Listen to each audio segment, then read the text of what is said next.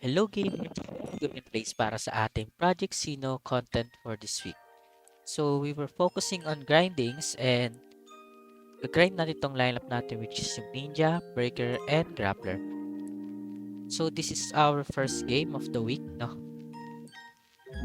Para sa ating video. Okay? Meron siyang pinalevel na no? Na Mega Man X Dive which is yung Psychic. So bitawan na to natin agad, no? Ng ating Ninja.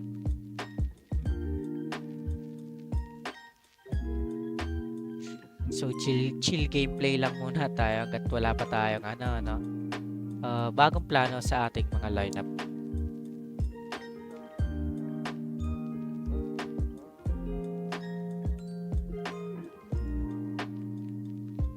So Thunder Smite tayo sa kanyang Samurai kasi kapag na-hit ng Thunder Smite tong Samurai is 2 beses siyang titira and also anti-critical din siya.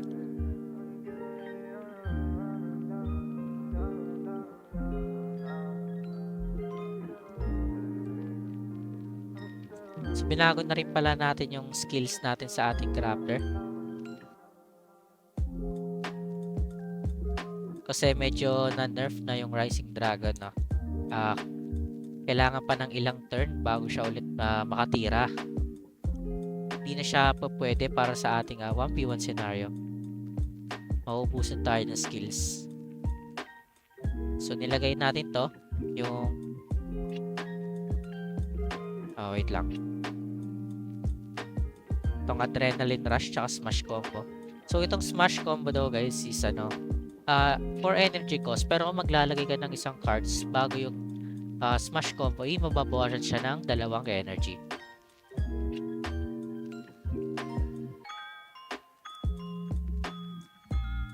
And yes, critical din siya, no? So pass game lang tong game na to.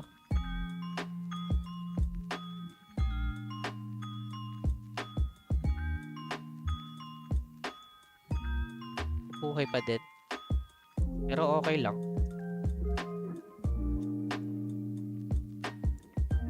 Sana mabuhay pa, no? Kaso hindi na. Sinundan yung skill. Pero okay lang. Meron pa naman tayong Ragnarok.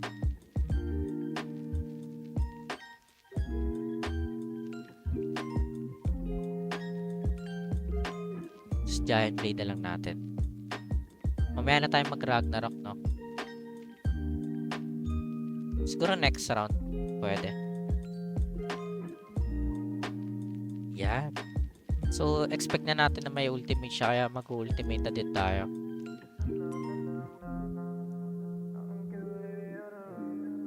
Ayan, pero wala pa din pala. So, yun. Nakakaisang panalo na tayo.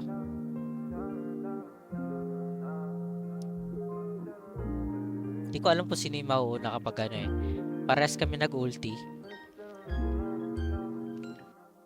Sayang hindi natin nakita yun. So first win, lista na yan.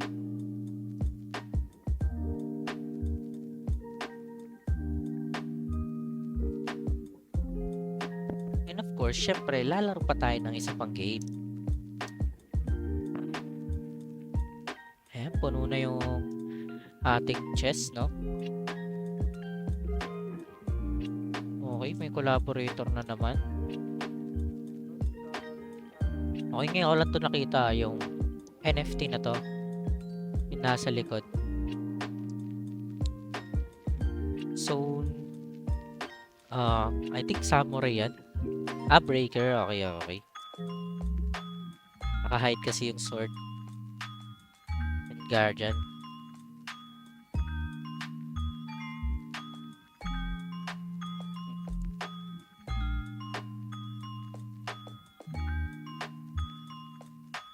Yan lang muna, baka may summon siya. Ayun, nag-summon nga siya. At least pwede pa tayo mag-save ng AoE. Kasi hindi ko pa alam yung mga skills na meron siya. Try natin to agad yung Kunoichi niya. Yeah, bitaw natin to sa Guardian. Okay, naka-Iron Guard. even though mag-crit, alam kong bababa yung ano natin dyan, yung damage natin, kaya siguro hindi muna. Hayaan nating mabawasan mismo yung buhay niya para hindi kumagat yung Iron Guard.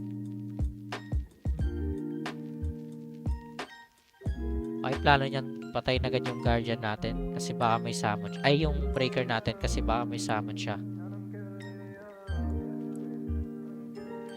Yes, bitaw na natin to.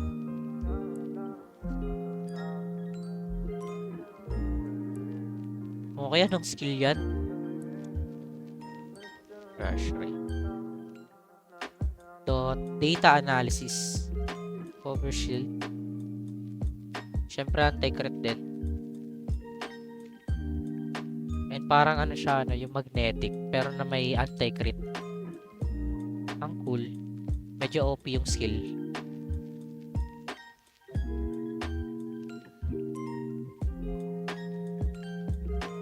Expect natin to na wala na siyang shield. And yes, bitawan na din natin.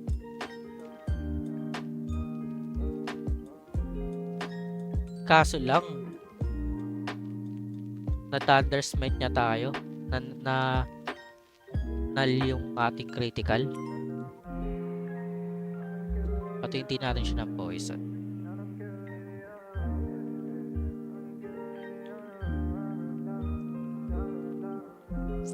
Ayan lang.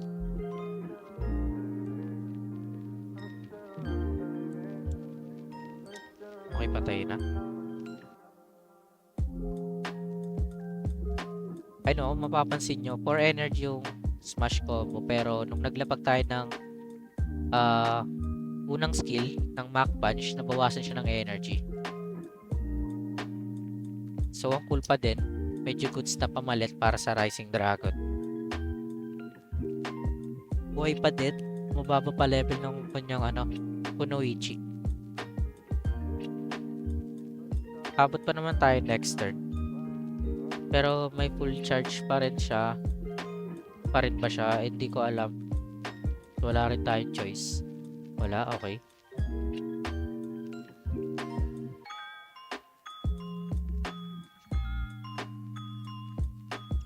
Ayun.